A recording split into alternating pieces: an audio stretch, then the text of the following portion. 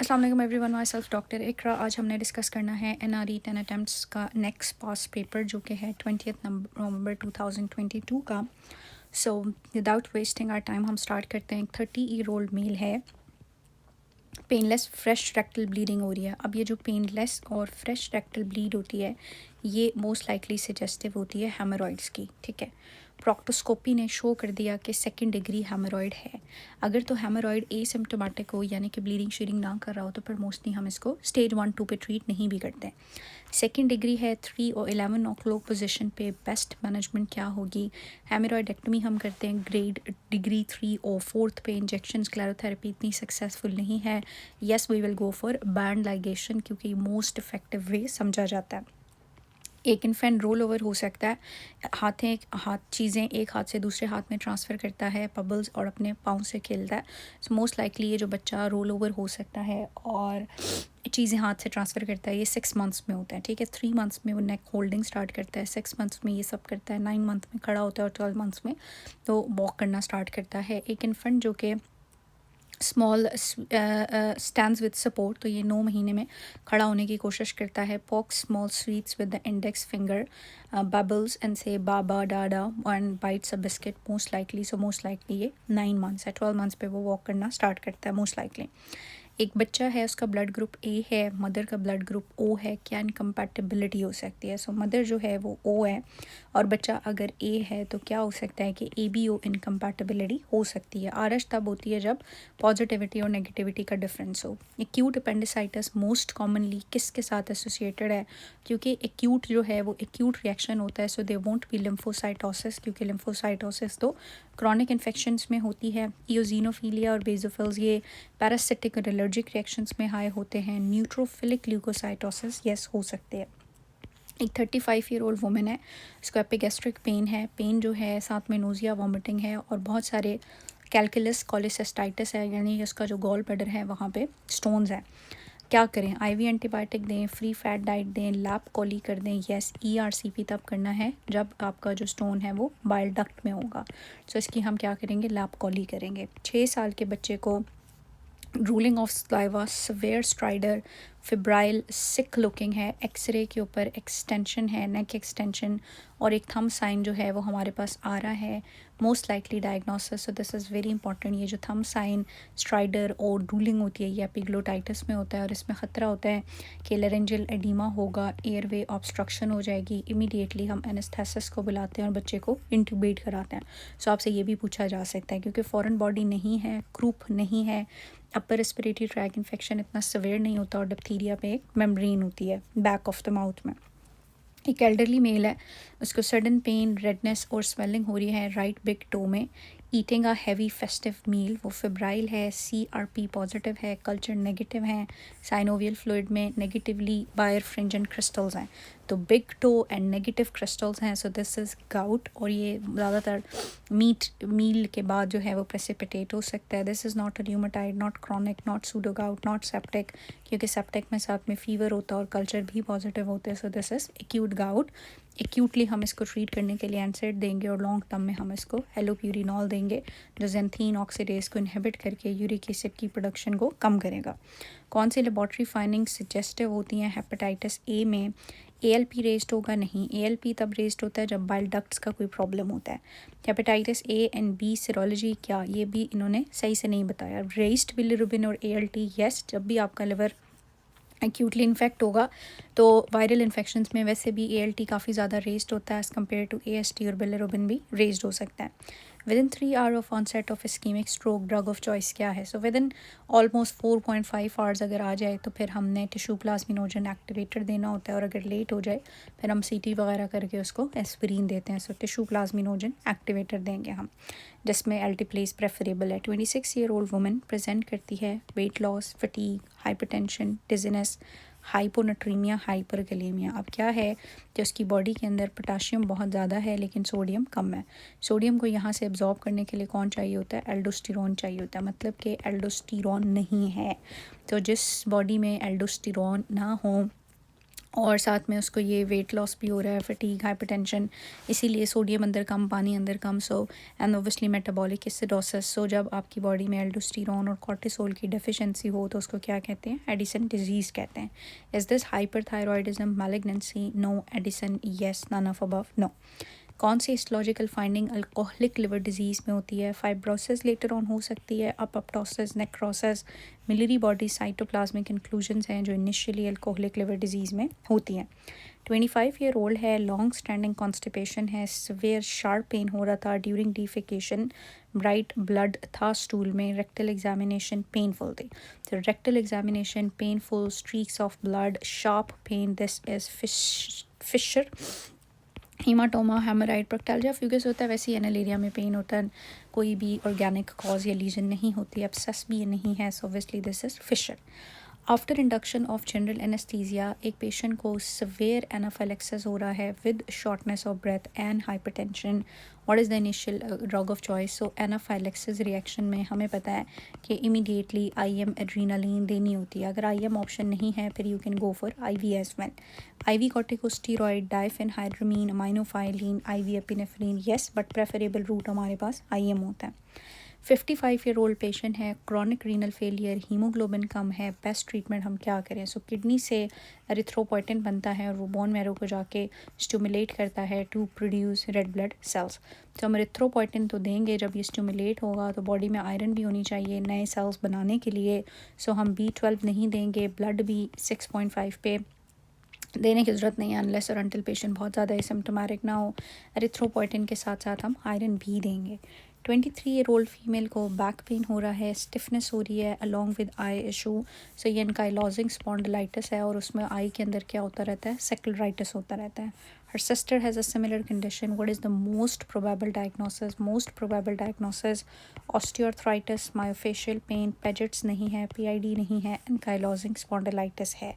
क्योंकि ऑस्टियोआर्थराइटिस में आपके छोटे छोटे जॉइंट्स इफेक्ट होते हैं, मायोफेशियल मसल्स पेन होता है, पेजेट्स के अंदर साथ में बोन्स इफेक्ट होती हैं और डेफनेस वगैरह भी होती है, और PID में दायरा पेल्विक एरिया में पेन होगा। तो इसमें बैक पेन और आई की इन्वॉल्वमेंट है, एनकाइलोजिंग स्पॉन्डिलाइटिस है, और इसमें इनिशियली हम एक्सरे करते हैं और उस पर सेक्रोआइलाइटिस होता है और ये वही सीरो नेगेटिव स्पाइनडाइलो आर्थोपैथीज़ वगैरह के अंदर आती हैं ये डिजीज़। 36 ईयर ओल्ड मेल है, उसको fever, myalgia, cough, loss of smell, increase dyspnoea. अब ये सब तो हमें पता है कि जी बुखार, खांसी, कुछ स्मेल नहीं आ रही तो मोस्ट लाइकली ये नन अदर देन आपका कोविड ही है। एक पेशेंट को एक एलर्जिक रिएक्शन हो गया एंटीबायोटिक के बाद, फ़ौरन से आप क्या दोगे? सो जब भी एलर्जिक रिएक्शन होता है, अगर तो सिर्फ एलर्जिक रिएक्शन है, रैश वगैरह है, तो हम एंटीहिस्टामिन देते हैं, लेकिन अगर शॉर्टनेस ऑफ ब्रेथ होगी यानी आपकी रेस्पिरेटरी इन्वॉल्वमेंट होगी तो फिर आपने IM एड्रीनालीन देनी है। So steroid and paracetamol, steroid and antihistamine preferable हो सकती है for a minor allergic reaction. Steroid immunity को सप्रेस करेंगे और एंटीहिस्टामिन एलर्जिक रिएक्शन को अपोज करेंगे। एंटीबॉडीज़ कहाँ से प्रोड्यूस होती हैं? सो प्लाज्मा सेल्स डिफ्रेंशिएट होते हैं और ओबियसली एंटीबॉडीज़ बनती हैं। Thymus, plasma cells, spleen, kidney, no. एक 30 ईयर ओल्ड प्रेग्नेंट वुमेन है और उसको हाइपरटेंशन है और डिरेंज LFTs हैं, प्रेफर्ड एंटी हाइपरटेंसिव क्या होगी? सो प्रेगनेंसी के अंदर अगर हाइपरटेंशन और LFTs हमारे पास डिरेंज हो जाएं तो मोस्टली हम प्रेगनेंसी में क्या प्रेफर करते हैं? हाइड्रीलाजीन। एस नॉर्मल पॉपुलेशन में होती है बट प्रेगनेंसी में नहीं होती। मिथाइल डोपा नहीं, मैग्नीशियम तब होती है जब उसको सीजर्स होंगे। तो फर्स्ट लाइन लेबिटलॉल होती है, उसके बाद हाइड्रीलाजीन, उसके बाद मिथाइल डोपा होती है। According to Muller AO classification 12A fracture का क्या मतलब है? अब इसमें दो चीज़ें होती हैं, एक फ्रैक्चर जो है उसकी टाइप बताता है कि वो सिंपल है, कॉम्प्लेक्स है, क्या है, और दूसरा जो है वो हमारे पास लोकेशन बताता है। ये क्लासिफिकेशन आपने याद करनी है। आई थिंक मैं अगर यहाँ पे शो कर सकूँ आपको, so not even this one, मैंने कोई एक अच्छी सी देखी थी डायग्राम। सो दिस इज़ बेटे ये क्लासिफिकेशन कुछ इस तरह से होती है। फॉर एग्जांपल अब उन्होंने 12A का पूछा हुआ है, तो 12A सिंपल फ्रैक्चर होगा डायफीजियल, ठीक है। अगर ये A1 होता, सही है, या फिर हमारे पास A2 होता, तो A1 में आप देख सकते हो कि स्पाइरल होता, A2 में ओब्लिक होता, A3 में ट्रांसवर्स होता। तो ये AO क्लासिफिकेशन आपको याद करनी पड़ेगी। सो 12A जो है वो हमारे पास सिंपल डायफीजियल फ्रैक्चर है, ठीक है। 13-year-old पेरी अम्बलाइकल पेन है, that is migrate to right upper quadrant. तो हमने कहा था अम्बलाइकस से अगर राइट अपर क्वाड्रेंट में नहीं, सॉरी राइट लोअर क्वाड्रेंट में जाएगा आइलिक फोसा की तरफ, सो ये माइग्रेटरी पेन इंडिकेटिव होता है अपेंडिसाइटिस का। अलॉन्ग विद वॉमिटिंग भी है, फीवर भी है। कौन सा एग्ज़ाम फाइंडिंग सपोर्ट करती है डायग्नोसिस को? क्या राइट लोअर क्वाड्रेंट में टेंडरनेस होनी चाहिए, साथ में ऑब्चुरेटर साइन होना चाहिए। मर्फीज तो कॉलेसिस्टाइटिस में होता है, ऑब्चुरेटर हो सकता है, लेकिन रीबाउंड टेंडरनेस मैकबर्नी पॉइंट में मोस्ट इंपॉर्टेंट डायग्नोस्टिक फीचर है। So for now for this MCQ यही आंसर है। Most common anatomical position appendix के लिए रेट्रोसीकल मोस्ट कॉमन है। एक 19-year-old है, उसको एक्यूट ट्रोमेटिक फीवर के लिए ट्रीट किया है और उसको हमने एडवाइस किया है secondary prophylaxis to avoid the recurrence. So secondary prophylaxis के अंदर हमारे पास बेंजाथाइन पेंसिलिन जी आती है फॉर रोमेटिक फीवर। ये आपने याद रखना है, बहुत इंपॉर्टेंट MCQ है। एक एल्डरली वुमेन है, उसको अनीमिया है, बेरियम एनेमा पे हमें असेंडिंग कोलॉन के अंदर एक मास नज़र आ रहा है। सो ये फिशर तो नहीं हो सकता। सो ये हमारे पास सिग्मॉइड कोलॉन, सीकम और वल्वुलस। तो मोस्ट लाइकली ये जो है वो सिग्मॉइड कैंसर है या सीकल कैंसर है। Most likely this is caecal, चूँकि असेंडिंग में है ना, सो असेंडिंग में caecal carcinoma is most associated. Postpartum haemorrhage में first line uterotonic agent. So जब भी PPH होता है तो हम क्या करते हैं, हम यूट्राइन मसाज करते हैं, ठीक है, और उसके बाद फ़ौरन से उसको ऑक्सीटोसिन दे देते हैं। सो अर्गोमेट्रीन 3rd नंबर पे आता है। ऑक्टियोलाइट तो देते ही नहीं है, ऑक्सीटोसिन और बाद में टेडिप्रेसिन भी दी जा सकती है, बट ऑक्सीटोसिन यूट्रोटोनिक है। एक पेशेंट जिसको हेपेटाइटिस है और उसको बार बार एंटी ट्यूबरकुलर थेरेपी चाहिए, requiring alteration of anti tubercular therapy due to hepatotoxic risk. कौन सी ड्रग सबसे ज़्यादा हेपेटोटॉक्सिक है? वैसे तो आइसोनाइजेट, रिफेम्पसिन और पायराजाइनामाइड ये तीनों ही हेपेटोटॉक्सिक होती हैं। एथम्ब्यूटॉल नहीं होती और वो आई रिलेटेड प्रॉब्लम करती है, लेकिन इन तीनों में से जो सबसे ज़्यादा होती है वो पायराजाइनामाइड है, फिर आइसोनाइजेट है और फिर रिफेम्पसिन है। सो अगर हमें एक्सक्लूड करना पड़ेगा तो हम पायराजाइनामाइड को एक्सक्लूड करेंगे। एक बंदे को हेड ट्रॉमा हो रहा है और क्लियर फ्लूइड उसके नाक से बाहर आ रहा है, पेरी ऑर्बिटल आंख के इर्द गिर्द उसको ब्रूजिंग हुई हुई है। इंजरी कहाँ पे हुई है? यकीनन बेजल स्कल फ्रैक्चर हुआ है और उसके बाद जो सेरेब्रल स्पाइनल फ्लूइड है वो लीक हो रहा है।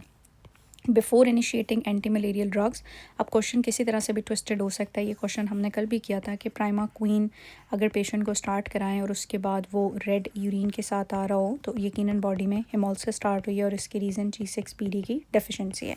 सो अब ये कॉमन प्रैक्टिस है कि प्राइमा क्वीन या एंटी मलेरियल देने से पहले आप G6PD ऐसे करा के G6PD के लेवल्स चेक कर लें। LFT, CBC और रीनल फंक्शन का कोई तुक नहीं है। In advance putrefaction simple DNA fingerprinting के लिए मोस्ट अप्रोप्रिएट सैंपल क्या है? Venous blood, muscle, brain tissue, dental pulp most effective way है for DNA fingerprinting analysis. Most common cause bloody nipple discharge. Fibroadenoma तो सिर्फ एक मोबाइल मास होता है जो अपर आउटर क्वाड्रेंट में मौजूद होता है। इंट्राडक्टल पापिलोमा है, लेकिन एल्डरली के अंदर along with skin changes bleeding की जो कॉमन रीज़न होती है वो पैजेट्स होता है और कैंसर तो इतने यंग में नहीं होगा। Given weight 89 and height this BMI क्या होगा? BMI क्या होता है? वेट ओवर आपकी हाइट इन मीटर्स इनटू का स्क्वायर।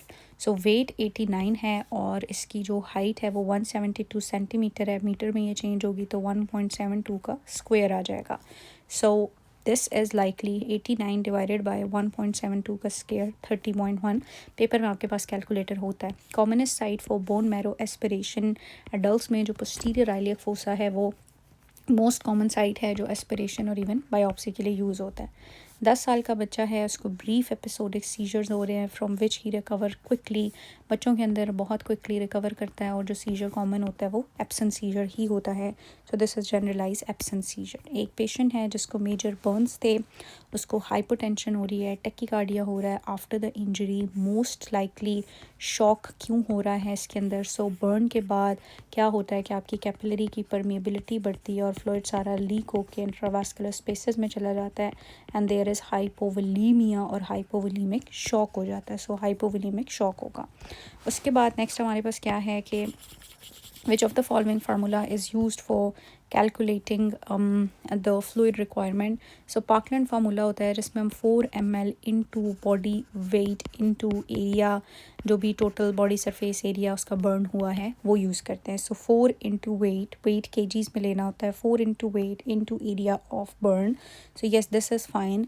2 ml भी कर सकते हैं, ठीक है, टू भी किया जा सकता है लेकिन वो बच्चों के लिए होता है ज़्यादा. सो 4 into weight into area of burn और उसकी परसेंटेज करते हैं, ठीक है.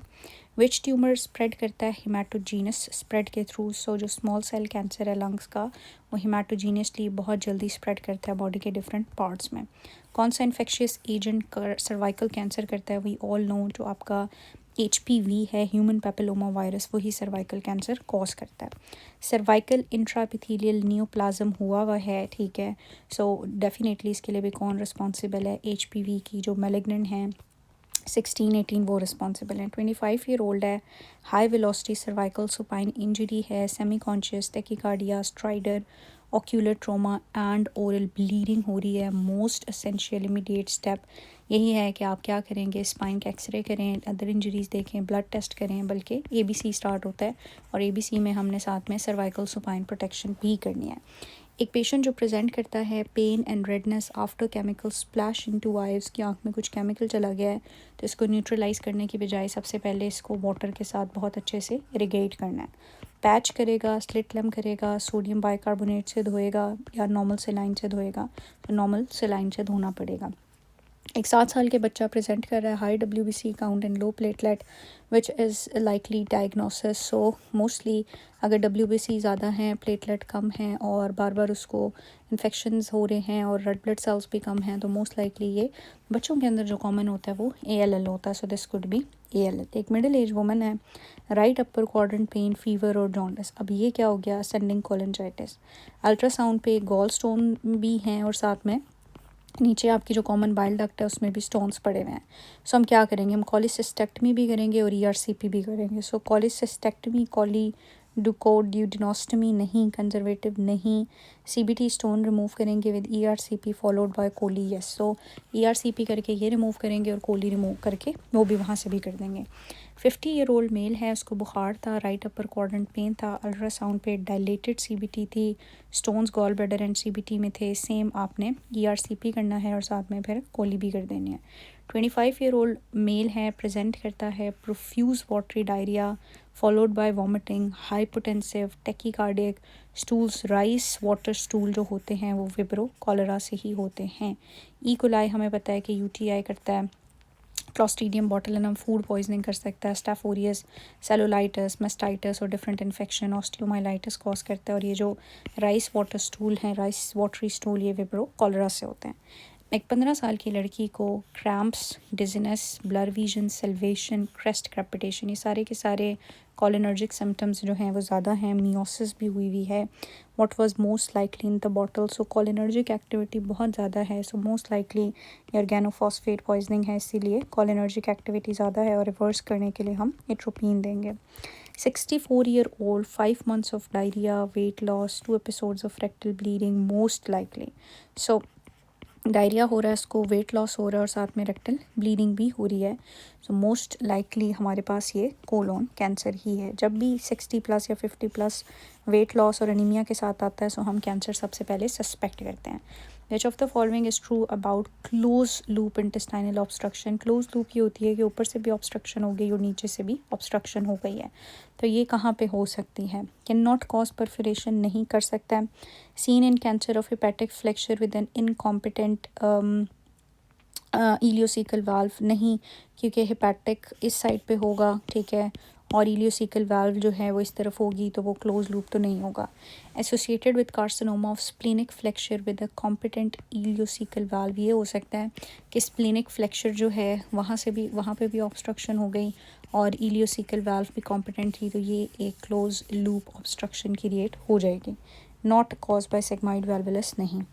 एक 28 ईयर ओल्ड कोमाटोज है, पिन पॉइंट प्यूपिल है, डिप्रेस्ड रेस्पिरेशन है, IV ग्लूकोज दिया लेकिन रिस्पॉन्स नहीं आया. मोस्ट अप्रोप्रिएट नेक्स्ट ड्रग क्या होगी? बेटे जो पिन पॉइंट प्यूपिल होता है ना, ये इंडिकेटेड होता है मॉर्फिन टॉक्सिसिटी का, और मॉर्फिन टॉक्सिसिटी को रिवर्स करने के लिए हमने क्या देना होगा, नैलेक्सोन देना होगा। इसमें पिन पॉइंट प्यूपल होता है, रेस्पिरेटरी डिप्रेशन होती है, रेस्पिरेटरी रेट 7-6 इतना होता है। So you will give naloxone. Atropine हमने देनी होती है ब्रेडिकार्डिया में जब हार्ट रेट कम होता है। फ्लूमाजिनिल देनी होती है बेंजोडाइज़ेपिन पॉइजनिंग में, और डाइज़ेपाम हम मोस्टली दे रहे होते हैं अल्कोहल विड्रॉल सिम्टम्स में, ठीक है। Which describe a complete fracture. Complete fracture वो होता है कि जिसमें फ्रैक्चर पियर्स हो नहीं, bone break in multiple parts. हाँ, बोन मल्टीपल पार्ट्स में ब्रेक हुई भी हो सकती है 2 से 3, और जो कॉर्टेक्स ऑफ द बोन है वो कम्प्लीटली फ्रैक्चर्ड होता है, that is a complete fracture, ठीक है। एक बच्चा जिसको हाइपोथायरॉयडिज्म है, कौन से फीचर्स होते हैं उसके अंदर, अनडिसेंडेड टेस्टिस, टैग नहीं, प्रोलॉन्ग जॉन्डिस यस, माइक्रोग्लॉसिया नहीं, मैक्रोग्लॉसिया होता है हाँ, लेकिन प्रोलॉन्ग न्यूनेटल जॉन्डिस उसके अंदर होता है, ठीक है जी। तो यहाँ तक हमने 50 क्वेश्चन किए हैं। नेक्स्ट करते हैं नेक्स्ट वीडियो में। Any question, any concern, please do convey. Thank you.